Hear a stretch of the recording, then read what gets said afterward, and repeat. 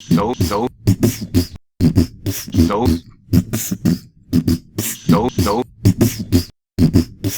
saith the wise Alondo.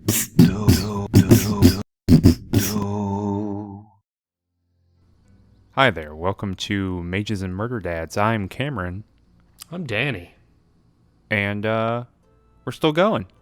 We are. This is the 4th episode. And we are still probably the only podcast dedicated to the Baldur's Gate franchise and playing through the Baldur's Gate franchise.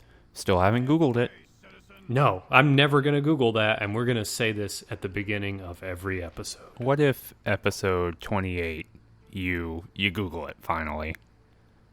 I don't know. I think the very fact that we have gotten to episode whatever, like in the mid-20s, I think at the point where we've done that, we've shown that we have such self-restraint that Googling is an impossibility, right? Because we are out in the streets every day, dodging the drone troops in Donald Trump's America. In Donald Trump's America.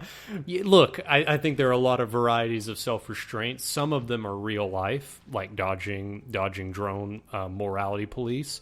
Some are in-game, like continuing to play isometric computer RPGs from the late 90s. Computer CRPGs from the late 90s and on up. Who knows how far we'll get. I know. The late 2020s. By the time we get to Pillars of Eternity 4 will already be out. So I'm so excited about that.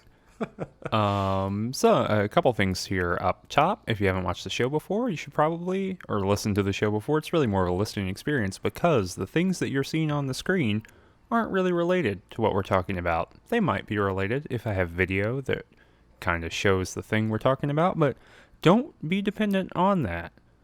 So that's the first thing at the top. Number 2, if you like the show, if you like the things that happen after this weird little thing here at the top, be sure to spread it around. Subscribe to it on YouTube. Put a little like on the video. Force your friends and family to enjoy the things you enjoy. Put it on Facebook. Put it on Twitter. And, of course, follow and support this show on Patreon. There's a little link on it. It helps us cover costs and talk about Baldur's Gate better. Oh, man. It's always better with money, right? I mean, 100%. I also like that you included the caveat of the content after this intro. So please don't judge us based on the last, 30 seconds. Or do. If Or you do. like it. If you really like plugs. If you like plugs. Look, that was the shortest little baby plug in human history, and I just feel like it's important to get it out of the way right here at the very top. So it's finished. Last week, 2 weeks ago, when we recorded this last, you said you wanted to have some quote-unquote alignment chat. I did, but I do need to address the fact that this is a bi-monthly or a bi-weekly podcast. So 2 weeks ago. Because I looked it up in the dictionary after you said bi-weekly last time, and that term literally means nothing. It means both things, right? It means both things. It could mean 2 times a month. It could also mean 8 times a month. So let's just address this to our audience. This does not happen 8 times a month. It doesn't. They know that. Okay. I appreciate the dictionary go into it, but they know by now. Hopefully. Okay. Yeah, we're going to have an alignment chat because, if you didn't know, these games are inextricably linked to the legacy of the pen and paper game, Dungeons and Dragons. This game, like most of its rules, are lifted from Dungeons and Dragons, I think 2nd edition, is that correct? Like 2.5, I think, is the rule set. Yeah. Is what it kind of gets referred to. Right before we rolled into 3rd edition. Yeah. And alignment is this system, is this axis that helps describe your character in kind of like non-mechanical terms, but still pseudo-mechanical terms. There's a lot of statistics in these games about how strong you are, how smart you are, etc., right? But there's this other system built into the game that describes kind of I want to say morality, but it's more than that. It's how your character relates to other characters in the world. It's the sociological aspect of your character. Yes. I'm letting you continue with your monologue about alignment. Yeah. Well, I mean, I thought we wanted to be a dialogue, but yeah. So, I'll wait till there's an appropriate time for me to jump in on alignment here. So, for example, when we've talked a little bit about this, Balthazar is chaotic neutral, and that's a 2-part alignment. The first part is a word that describes your place relative to the ideals of law and order, like axiomatic versus chaos versus disorder. So you could be lawful, and that means you follow the letter of the law, irrespective of whether it's good or bad. So you just forget about good and evil right now. And the other side is chaotic. You chafe at any kind of order or restrictions on your life. So Balthazar's, or you just chafe. Or you just chafe, or you just did not pack enough salve. Mm-hmm. You need salve. You need powder, especially if you've got wooden britches like that, as ascetic told us last time. But anyway, the other part is kind of your position when it comes to altruism versus selfishness, right? So you've got good, which means you are a selfless, righteous type of person that's out for justice. You're really into that. And then you have evil, which means you are selfish and you don't care about other people. And kind of sometimes you even, tend towards not just being selfish, but just outright sadistic, like you enjoy hurting or harming other people. And on that ranking, I think Balthazar is neutral, which means he's somewhere in between the two. And the combination of those two, the axiomatic disorder versus good and evil, that gives you an idea of who you are as a person. So there are 9 different combinations, like all in told, and it's kind of an interesting way D&D operates to kind of give you a sociological description of what your character is, but it certainly has restrictions. Yeah, and it also historically in D&D was I guess it can continue to be like a real rubbing point between characters. Mm-hmm. So if you are multiple characters in a party, or I guess that's the only way you can play the game. If you have one person who's chaotic evil and everybody else is lawful good, or chaotic neutral or whatever, that one person's not going to fit in because they're probably a jerk.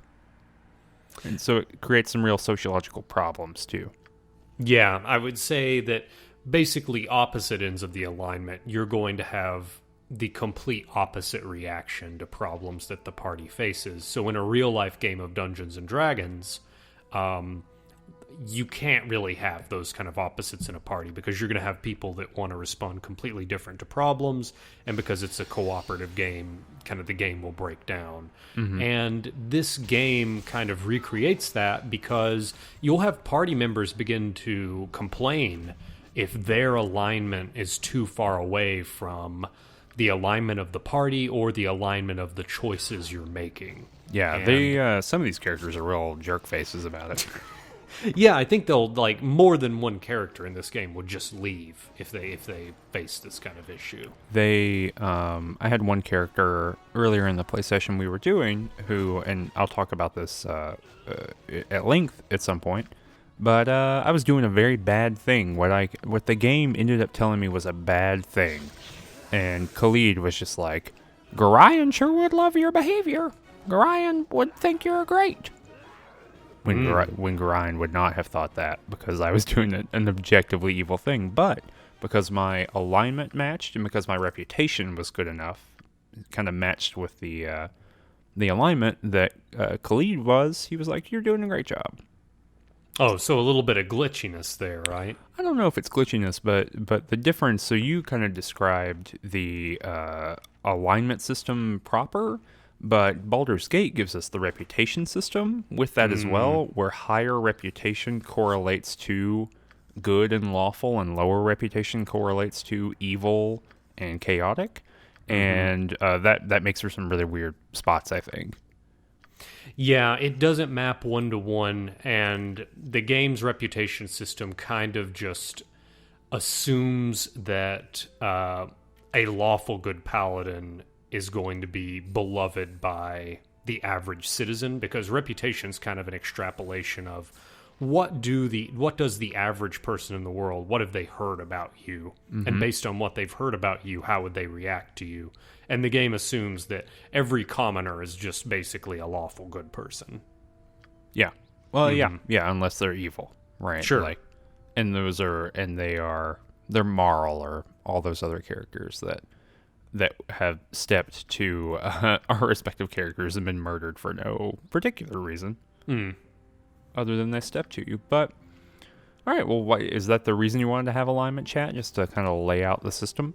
Well, I mean, I feel like it was good to lay out the system, but I also think that it's an interesting thing to talk about in terms of kind of the inherent weaknesses of the system with regards to, and I think one of the things we talked about last time, it may have been off the air just as we finished, but the idea of like characters like the chaotic neutral, and how people, both in D&D, that in kind of real life games, how people play alignments like chaotic neutral or true neutral, like the neutral alignment, and what the ideas behind those alignments are versus kind of the actual practice of what those alignments look like. I think a good example being, there's which document is it that kind of refers to each alignment as like a Shakespeare character or some literary figure? The second edition Dungeon Master's Guide is the one, I think, that describes everything. That's the one that describes a true neutral person as a mercenary who, if you give them money, will just turn completely in the middle of a battle. Interesting, because I've also seen 3rd edition descriptions that talk about true neutral, because druids have to be true neutral in D&D, and the idea of true neutral being it's an active, not a passive neutrality. Well, before 5th edition. 5th edition, it's basically thrown out the window. No one cares anymore. Oh, this is abandoned. An apocryphal. It's not abandoned, but they get. I don't think, some of the neutrals don't exist anymore. So you can just be like chaotic. There's no such thing as chaotic neutral. And I think true neutral is just neutral now. That's really interesting. But yeah, I think it's a good idea for us to sprinkle some D&D-isms throughout this podcast, because this entire system is so dependent on these ideas. Yeah, 100%. And maybe sometime around episode 10 we can finally get around to describing the way combat works. No, I think we're good. Okay. I think they'll all figure that out. Hopefully. You know what? I still don't really. I've played this game many times. I still really don't know how combat works. So it took me 2 playthroughs to figure out that negative armor class was good. Oh yeah, that's that THAC-O system. Yeah, it's that good stuff. All right, well, tune in for episode 10. Yeah, it'll be on episode 10. We've pre-recorded all the way up to episode 10. We've gone back here to do episode 4 to do the fill-in. All right, so in the story of Baldur's Gate, last episode of this podcast, we went through the Nashkel mines. The episode before that, we did some side quest content, and before that, we went to the Friendly Arm Inn, and we were kicked out of Candlekeep. I kind of just traced backward through the timeline. You did. Maybe I should have done it forwards. But we kind of talked about this episode and what we wanted to do, and we had the option to push all the way through this next chapter or do a little bit of side quest content again, because, like we've said in basically every episode of this game, or of this podcast, most of this game is side quest content. Like, that's 70% of what you're going to be doing. So today what we're going to do is kind of like 2 episodes ago, we're going to talk about these weird little stories that just kind of pop up in the wilderness of the Sword Coast, and we're going to talk about how our characters dealt with that. So if you remember the end of the last episode, Danny had the legendary Danny's problem. Yeah, that problem can't happen again. It's literally impossible. So explain Danny's problem in 10 seconds. Danny's big problem, party members leave because they're upset. Solution to that problem, never have party members. Restart the game, play the game just with Balthazar. Yeah, and that's working out. That's working out just great. Balthazar is level, I think at the end of this playthrough, he's still level 6 because it requires like tens of thousands of experience to get to 7. That's amazing. So what we're supposed to be doing is we're supposed to be going to find this guy named Transig in Baragost and use him to find this dude named Tazok. But I didn't do that. I tried to go back into Nashkel. And I want to go to the inn so I could rest and get all my spells back before doing other stuff. And I had to fight this dude named Nimble. Did you have to fight Nimble? I believe so. Yeah, he was. This person Nimble was in front of. If he was in front of the inn. Mm-hmm. Yeah. Mm-hmm. So little mage, right? Yeah, I think like a mage thief or a fighter mage or a mage fighter. Like yeah, something like that. How'd that go for you? I just smoked him. Did you smote him from the earth? Yeah, more or less. Well, let me tell you, this was a real encounter for me. Like, this is a real... So, it was a real bummer running into him because I had no spells.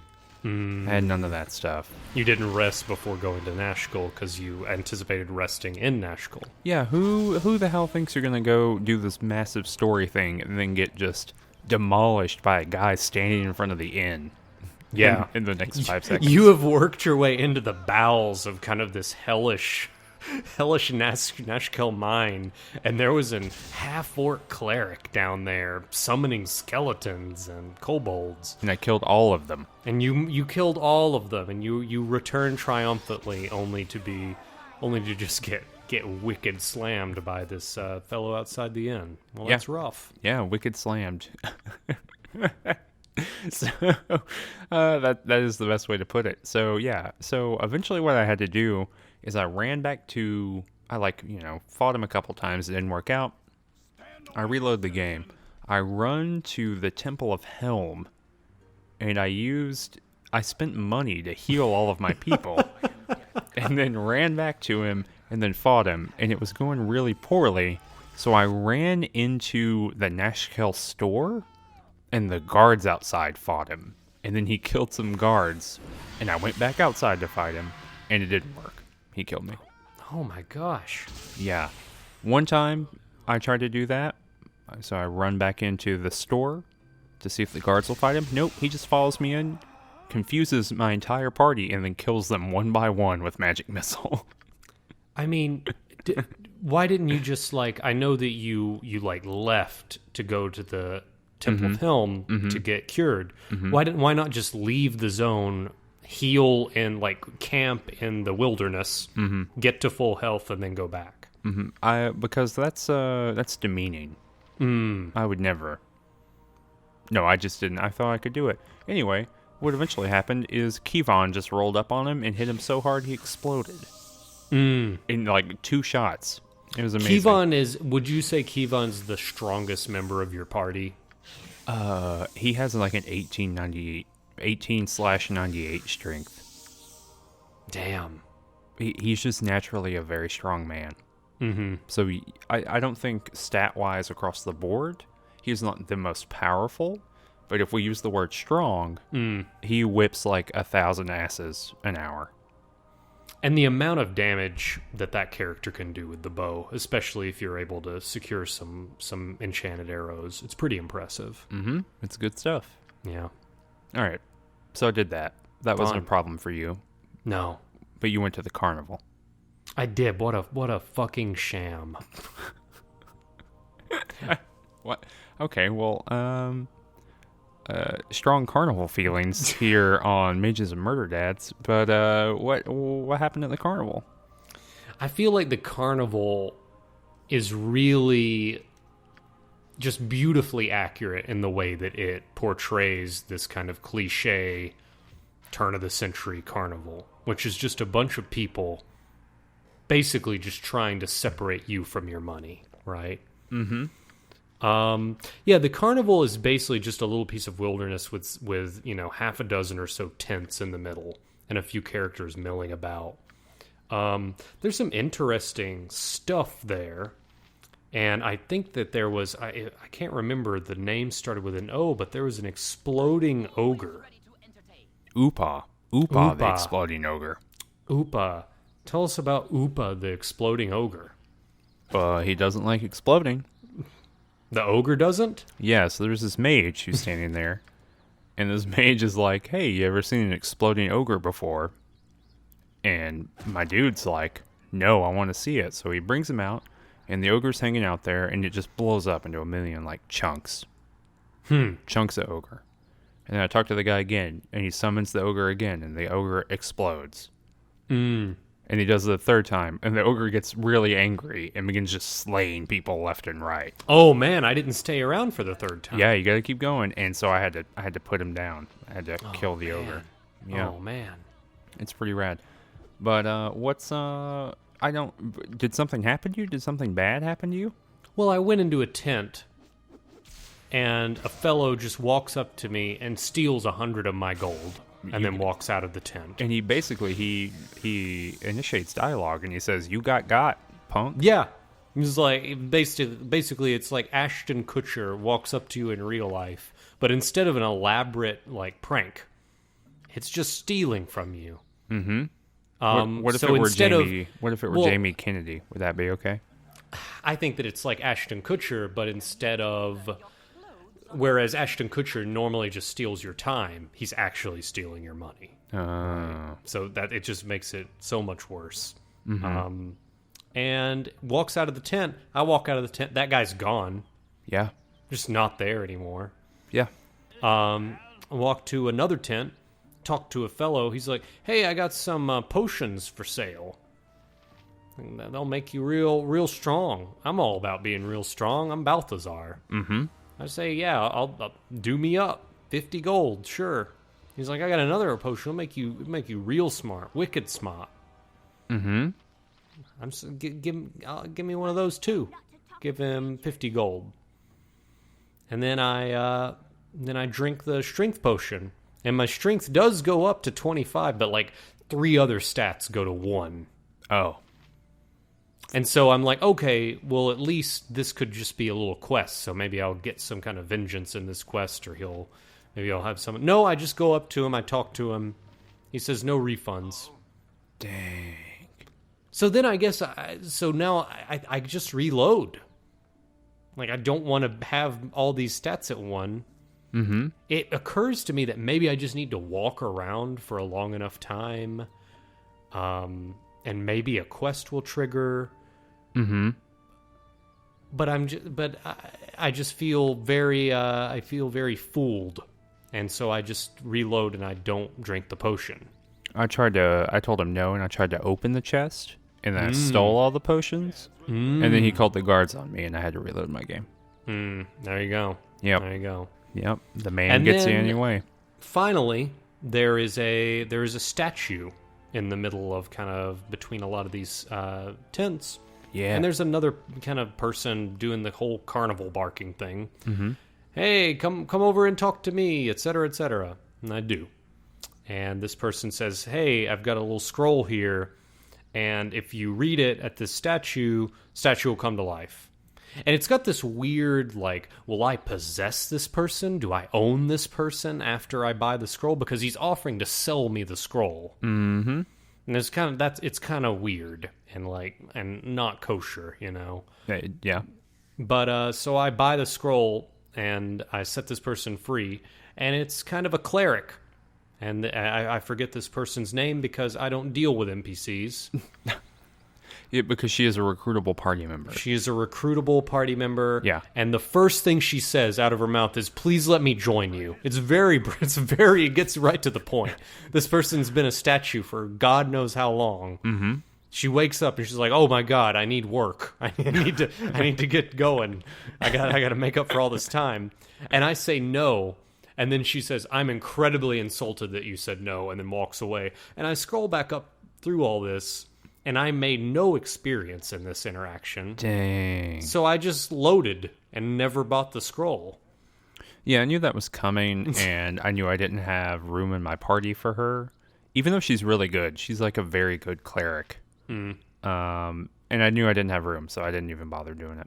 I did think about, I tried to pickpocket him, and he went hostile, and my party chased him down and killed him, and I had to reload my game. Okay. There's a lot of reloading my game at the Nashkel carnival. Yeah, which I think speaks to its sham nature. So did you not pick her up because you want Viconia? Yeah, I don't know. The problem is that I have Khalid and Jahira, right? Mm-hmm. And they come as a unit. Mm-hmm. And I don't know what warrior I would replace Khalid with, so I don't want to get rid of Jahira yet.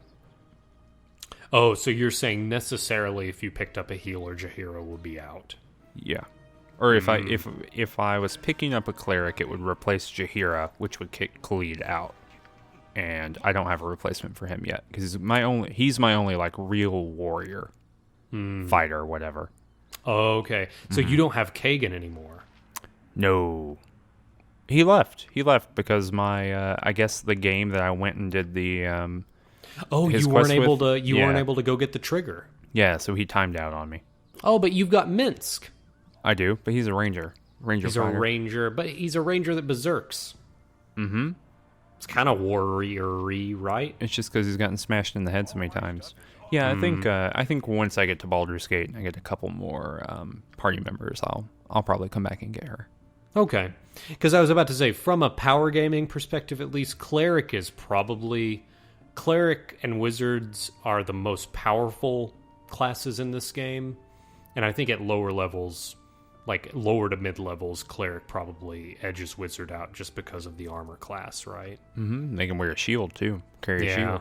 Yeah, it's some real stuff. But yeah, so I did that, and I think I also fought somebody. Did you fight a mage in the carnival? Yeah, Zordral. Yeah. Yeah, I rolled up in his little house and tent, and he was like, "Oh, this is a witch. She will slay all of the cattle and seduce all of the boys." I don't think this happened, but sure. No, that's 100. I'm not even kidding. That's what that guy told me. He said she was going to seduce all the young men, and she was going to slay all of the cattle. Okay, so in the other order. Yeah. That makes more sense. The other order. And I was like, I don't know what the hell you're talking about. And then he attacked me, and so I just killed him. Mm-hmm. Like he was not prepared for a party of 6 people to roll up on him. And then she was like, "Yeah, I'm not." She's like, "I am a mage of some sort, but I don't do any of the other stuff." And she gave me a potion. Yeah. I killed that guy, but he killed the mage before I got to him. Dang, I didn't even. Oh, you probably goaded him into it. I don't. Oh, maybe I did. Yeah, because like he gave me an ultimatum. Like, if you attack me, I'll kill her. And I was like, I don't fucking know who that person is. Why are you? Like, I don't know. I probably said something along those lines, and then he started attacking her. Like, it's not like he killed her, and then we got out of the dialogue. Mm-hmm. Like, we were out of the dialogue. She was alive, but she got focused down. Dang. Like these kind of things, and so, I restarted with Balthazar, and I did a lot of the content that I did with a full party, but this time with Balthazar. Yeah. So if you remember that chicken quest... I do. Where, the wizard tried to cast Reincarnate on that chicken, and it just blew up. Yeah. So I did that again with just Balthazar. The apprentice made it.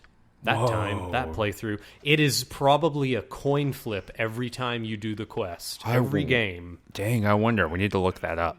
We need to look it up, like whether it's your reputation or whether it's like some external factor that's altering that. Mm-hmm. Or we could just stonewall Google and never look it up. But I do want to look that up. I want to know. Well, if you look that up, then are we looking up whether this is the only Baldur's Gate podcast? No, we have standards here. Okay. Yeah. But yeah, what a sham. What a giant zone with a bunch of sham in it. Yeah, there's not a lot of great stuff in there. I think I do like that if you talk to a commoner at some point, maybe, I don't remember who told me this, but I was talking to some guy, and he was like, "Yeah, there's no one here." because everyone is dead. It's like everyone in this whole town has been killed. And I was like, yeah, that's messed up. I want to fix that. And he was like, good luck, buddy. Yeah, he wasn't super excited and didn't really believe in me very much. So, Well, screw that guy. damn. But yeah, that's the carnival. That is the carnival. So we talked before we recorded, before we played. Mm-hmm. We decided we were going to go do the Gnoll stronghold. Which is really hard to find. It's marked on your map. It's not marked on your map. It's not marked on your map if you don't have fucking Minsk in your party. Yeah, so I have Minsk in my party, and he wants to go get Dinah here, who is in the Gnoll stronghold. If you remember a couple episodes back, you can also have Edwin in your party who wants to kill Dinah here. So no matter what, you're directed over there by a couple NPCs. And Both of those NPCs are dead in my game. you killed them? Oh, because They both attacked me. after you denied them? Yeah. Dang. Well, Minsk is in my party. Okay. But what did you encounter on your way over there? Oh, geez. I encountered a waterfall with a dead cat in it. Like a that's a quest, right? Yeah. You can take it to like a little kid. There's a little boy at the top of the waterfall. He's saying, "Oh, I lost my cat." Mm-hmm. And I think he gives you 23 gold if you bring That his kid's cat back. rich. That's like he's one of the richest people in the region.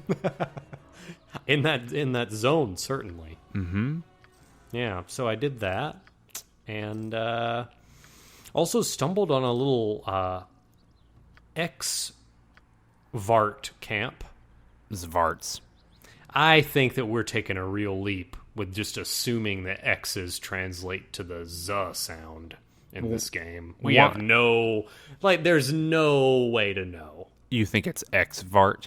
No, but I just said that because I was saying it like in my head as I encountered them, and I said, "Oh, Zvarts," and then I like took a step back and I'm saying, "Why do I think that X's turn to Z's when they don't make sense?" Because they do in the Forgotten Realms. Do they? Yeah. Have you like That's a fantasy so you've trope. gotten the like Forgotten Realms dictionary that has like the pronunciation, like the IPA along the side? Yep. It's got those little diacritical marks and everything. Okay, well, I guess you're the authority here. Zvarts it is. Yep. So you found them. Yeah, there's a village of them. What did you do to all those?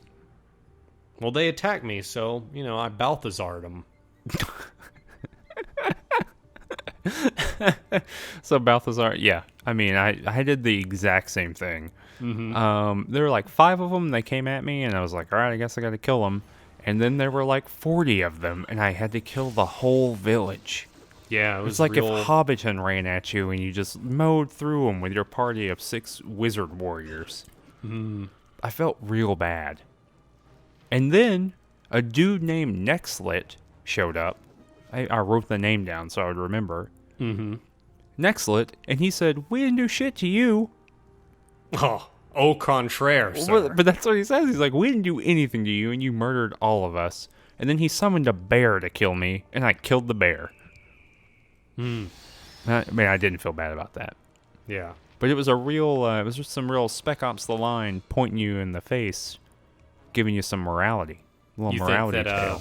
You think that this section would be more powerful if before you went into the village, like you turned to Jaheira and said, "Remember, no Elvish."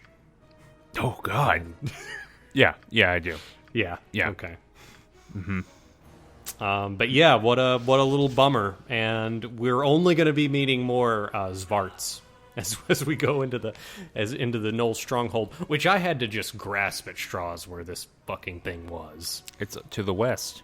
It's to the west, but you can't go to it directly. You have to like go down. Like you have to go to this peninsula and then like go down across the peninsula. It's not it's not intuitive. Yeah, I it's had to basically the explore a lot Florida. of barren Sword Coast to find this thing. Yeah, there was nothing in between Nashkel. Like, you can tell they were like, oh, crap. The southwest of this map's not going to have a lot on it. Sorry, guys.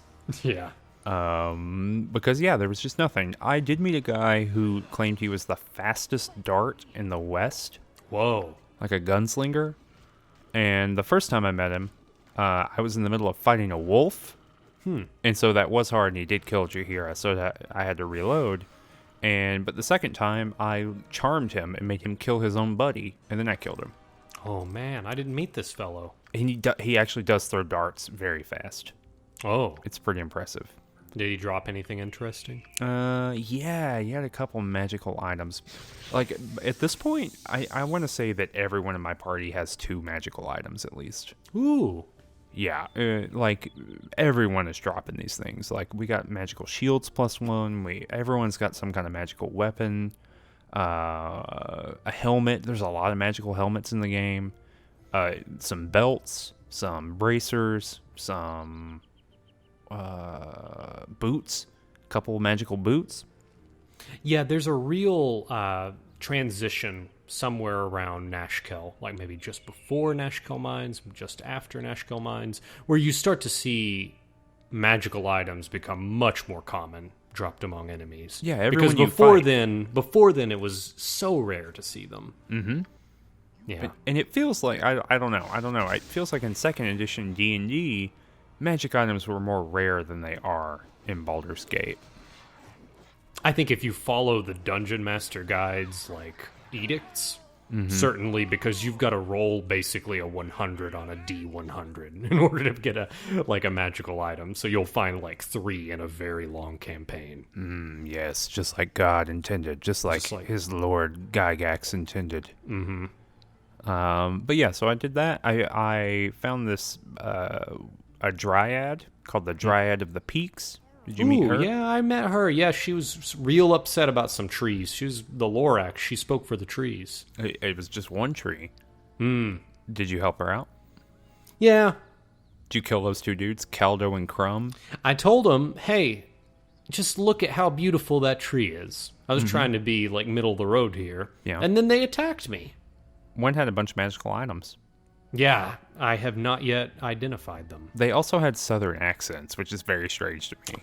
He was like, that's my right. name's Caldo, and this is my brother Crumb. Yeah, well, I mean, there's certainly... We've seen this before, right? Mm-hmm. In media at large. The tree-hating southerner. Yeah. That's right. It was like that in Dr. Seuss's book, too. Are you the Lorax? Do you speak for the trees? Yeah. Oh, you sound a little Terrence Malicky here. You speech. Now you gotta like whisper it really hoarsely.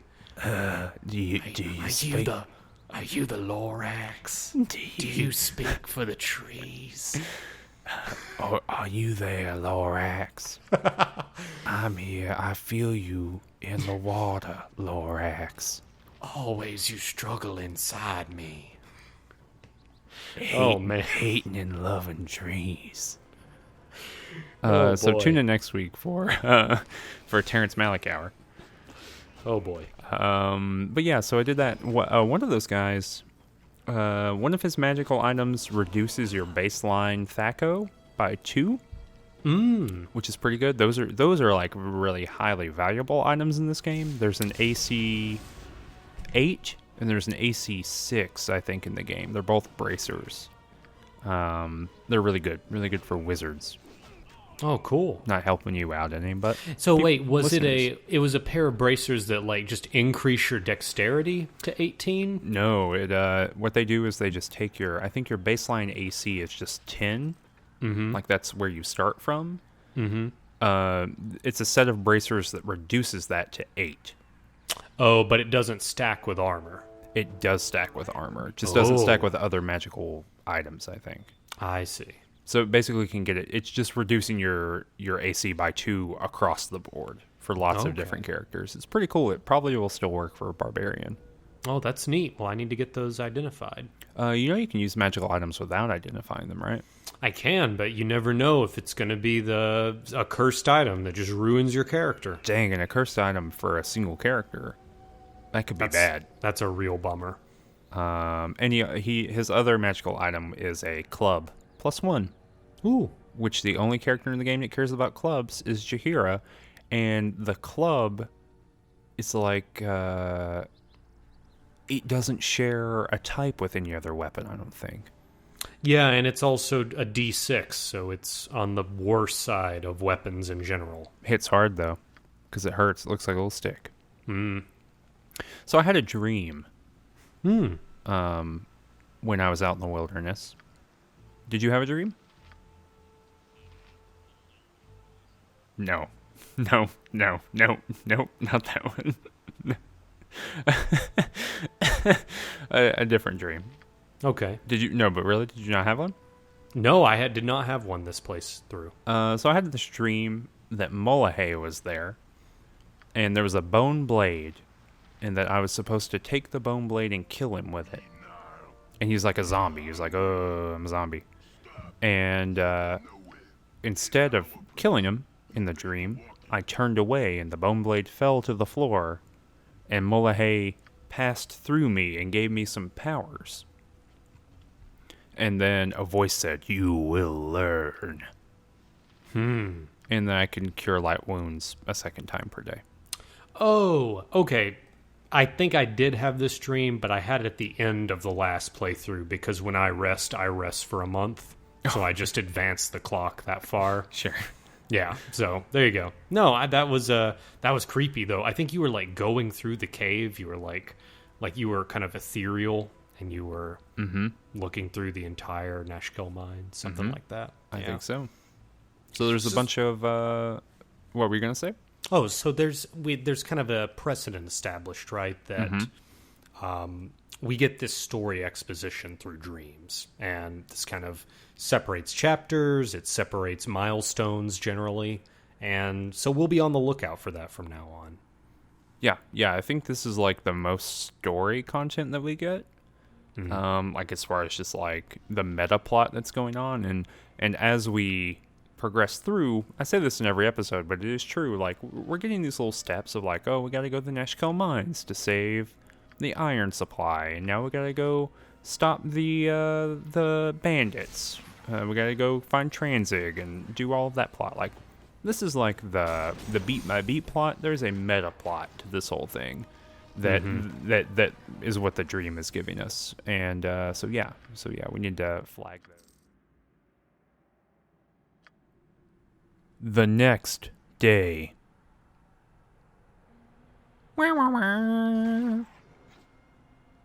So we had a recording issue. So this is the next day. This is the next day. We're talking about it the next day. Yeah, this isn't the same day. We considered briefly not telling you, the viewer, about this incident. Yep. But Kunzelman, unlike Barack Hussein Obama, has an explicit policy of transparency in this podcast. Oh, dang. We will disclose how many Zvarts we kill and what collateral damage takes place in this game. He doesn't tell us that. Viewer. Barack Obama has never told us a single time how many Gnolls or Zvarts he has slain in his life. Think about it. So the Gnoll stronghold. After that rousing political commentary we delivered, that's really getting at the base. That's our bread and butter over here. Oh yeah, strong political commentary. So we went to the Gnoll stronghold, all the way to the west. That thing is impossible to find. Took you a long time to find it. Not you. It was easy for you to find. It's on my map. So if you have anyone in your party who needs to go to the Gnoll stronghold, which is Minsk. Or Edwin. Edwin wants to find Dinahir to kill her. Minsk wants to find Dinahir to not kill her, to be her buddy. And so it was already marked on my map, so I just kind of binged my way over there. Yeah, I had to... Well, I mean, it was also binging over there, but it wasn't It wasn't like a pleasant bing bong binging, if that makes sense. Mm-hmm. But you killed a bunch of gnolls. Killed so many gnolls. Beyonce gnolls. That's just all that was there. And I remember this area being a little tougher than it was this time around. Yeah, I think I was getting this confused with the stronghold that you have to go back and reclaim in Baldur's Gate 2. That becomes the warrior or the fighter stronghold. Spoilers. Well, yeah, that's a spoiler for many episodes from now. Mm-hmm. But yeah, that's what I was getting it confused with. So I think I was just wrong when I thought it was harder. I don't know. Yeah. I might not have done this very much the first few times I played the game. Sure. I did, yeah. I'll cut this out. Wow. I'll cut all this out. I'll cut the whole thing out. I don't think you will. I will. I'll cut this out. Okay. But yeah, so I went in and I got Danni here. And so that leaves me with a problem, because that means that if you go get Danni here, then you got 7 party members. You can't have 7 party members. You can only have 6 party members. That's true. So here's a little spoiler. You know already, Danni, but who do you think I left there? Oh man, if I were you, if you were me, I would have left Emmeline in one of those torture pits. You know what I did?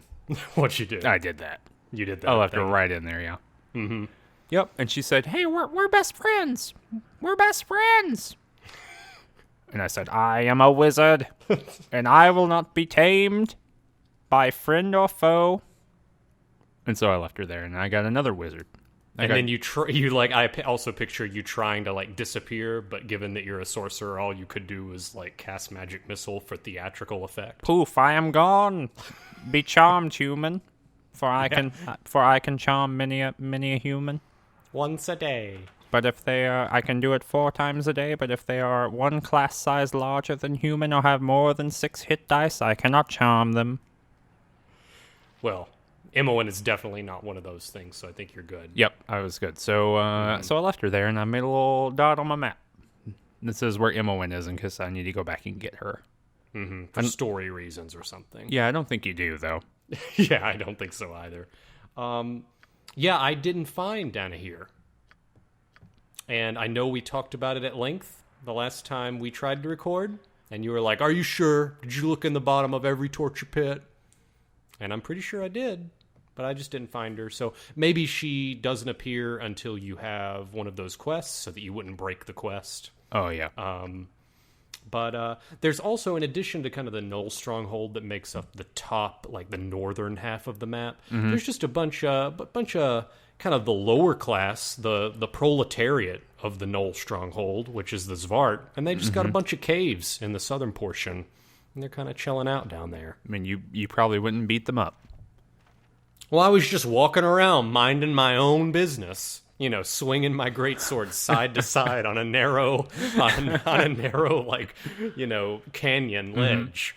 And if you happen to get in my way, hey, that's on you. Do you remember when the Age of Conan MMO came out? Yes, I do. I played that launch weekend, I think. And so I remember 2 things about that. Strength didn't do anything. Like, the stat didn't do anything.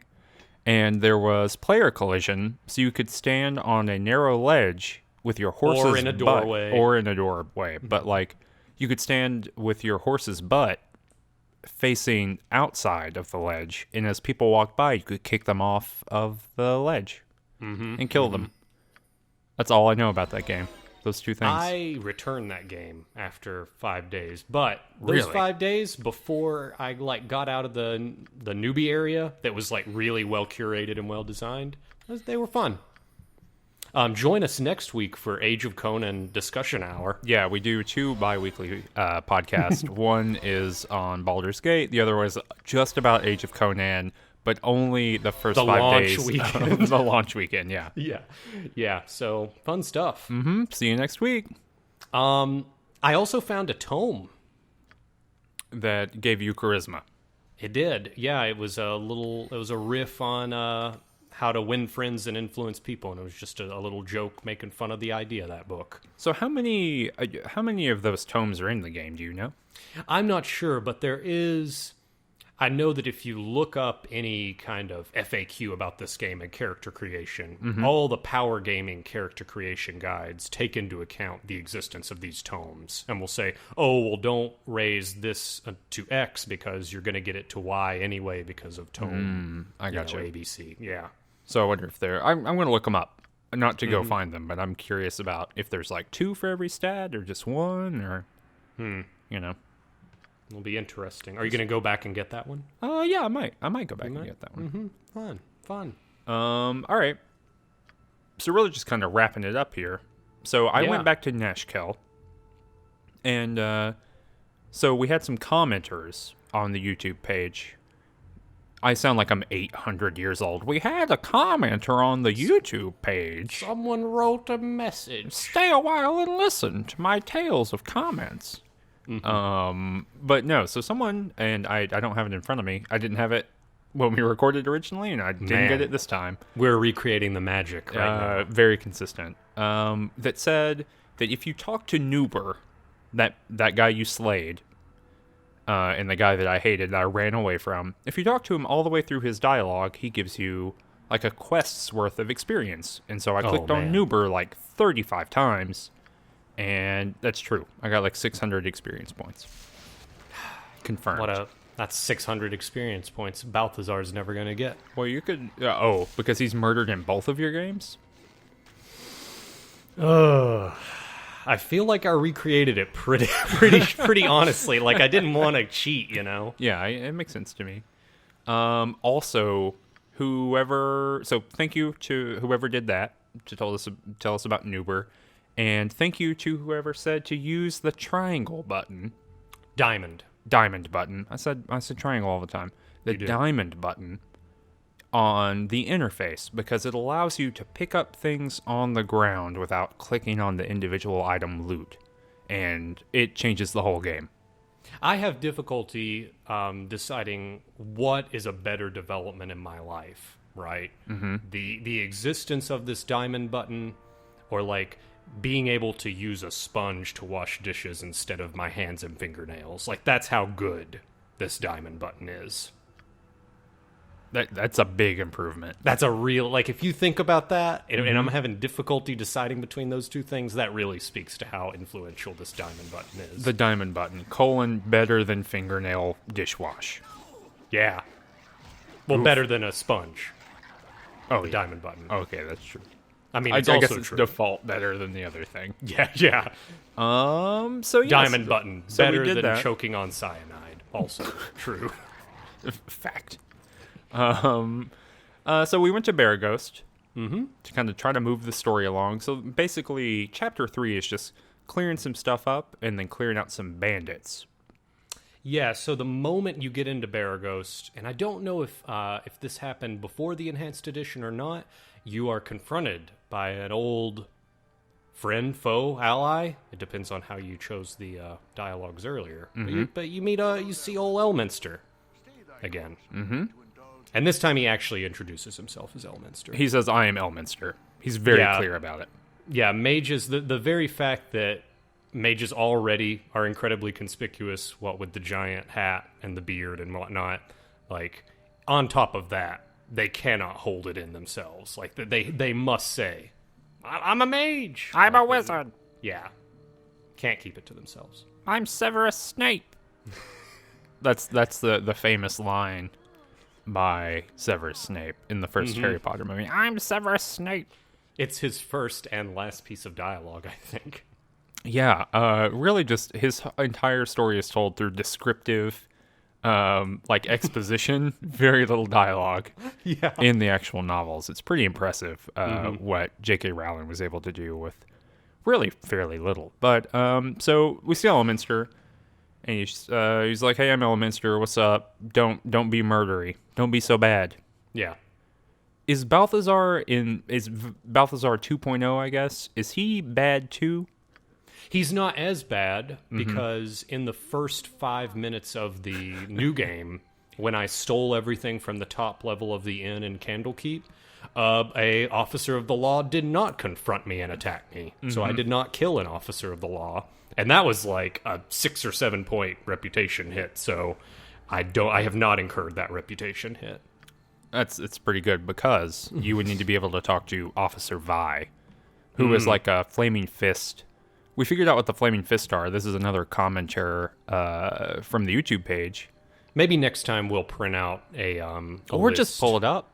We could pull it up, or we could transcribe it by hand. Oh yeah, I'll do that. I'll transcribe it. Yeah. But anyway, so Officer Vi says that she's from the Flaming Fist. The Flaming Fist are Baldur's Gate's like police force. Mm-hmm. And she says, hey, if you have some bandit scalps, bring them on to me. I'll give you 50 gold each. Which is Straight up Cormac McCarthy stuff here. yeah, and it's good. And I gave her one. I had one. I think I had 7. That's a lot. Yeah. That's a bunch of gold. Mm-hmm. So we did that. And then, so what happened after Mullahay, after we killed Mullahay, is that you could get a piece of, like a little note Sure. out of his stuff that talks about Transig, who is this guy who is basically an intermediary between some guy named Tazok, that we have not met yet in the story, and Mullahay, who we have murdered. Yeah. And so we go and so you can find that from them. You can find that from the guy that Nimble, the guy that you kill in Nashkel. So I had both of those, and I went and found Transig, and I said, hey, I know you're a baddie. He said, you don't know that I'm a baddie? And I said, I definitely know that you're a baddie. He said, nuh-uh, and I killed him. And then lo and behold, he was a baddie. I remember specifically saying, hey, what's going on? And then he said, I like how we probably went through the dialogue tree, but our memories have a very different internal dialogue about how this went down, right? This feels very real life. But I remember saying, hey, I know you're up to no good. And he said, dude, don't mess with me, bro. I'm a mage. And I like, when I'm seeing it in my mind's eye now, mage is capitalized. And I said, I don't care, dude. And then he attacked me, and then I hit him. I hit him with my sword. You probably hit him really hard. Did he explode into bits? Everyone does. Yeah, I was going to ask you that. What is the percentage of enemies that you kill that explode into bits? It's just very high, because all my critical hits basically kill people. 80%? 50. 50 seems pretty high, but yeah. Ooh, that's half. That's half of people that meet you are reduced to bits at the end of the encounter. It's pretty brutal. Mm-hmm. So the next, as far as the story is concerned, what we have to do now is go find Tazok in the Wood of Sharp Teeth or something like that, I think is what it's called. Mm-hmm. Up in Cloakwood. Up beyond Cloakwood. Mm-hmm. And then we got to figure out, so the Nashkel mines were poison in the iron, but there's still an iron shortage because bandits are stealing it all. Mm-hmm. And so we got to solve that problem. This conspiracy is really coming at it from 2 angles here. It's a real conspiracy narrative. I'm really impressed with the general story of this game. Yeah, revisiting it, I think it should get more credit than historically has been given. It's pretty nice. Mm-hmm. It's pretty good. But yeah, I think that's it for this episode. Yeah, I think next episode we're gonna try to get to Tazok. We're gonna do if you're it. following along with us, we're gunning for you, buddy. Yeah, get to Tazok. Hey, if you we love our community, and if you want to make a little prediction, is Balthazar gonna smite a Tazok in next episode? Yay or nay? Yeah, you got to let us know. So go in the comments of this episode and say, if you believe that Balthazar is going to smite Tazok, say yay. If you think Balthazar is definitely not going to smite Tazok, say nay. And we'll tally them up, and we'll figure out who gets the glory and who's just wrong. We'll give it to the math nerds down in corporate. They're going to turn it around. They're going to do their wizard magic on it. They're going to say they're a mage. We know they're not mages, but they're going to say they're a mage. They're going to do their D&D calculations on it. They're going to send it back. And then we'll be able to tell you, the view listener, the Lissa viewer, What was right. what was correct. So, yeah, if you enjoyed this episode, please share it around. Like I said at the top of the episode, that really helps us out. Please hit the like button. Please hit the subscribe button. If you have listened to an hour of us talking about Baldur's Gate and have not subscribed to it, I don't know what you're doing with your life. I mean, you obviously like it, right? You obviously like it, or you hate it and you want to know more about it. Yeah, in which case, hey, do it anyway. You're only one subscribe button away. You're so close. Just getting an IV, albeit a relatively slow twice-a-month IV, but an IV nonetheless. It's pretty good. This thing. A fix is better than no fix. You know what I mean? Oh, yeah. All right, so thanks for listening / watching, and we'll see you in 2 weeks. I'm Cameron. I'm Danny. And this was Mages and Murderdads. So saith the wise Alondo.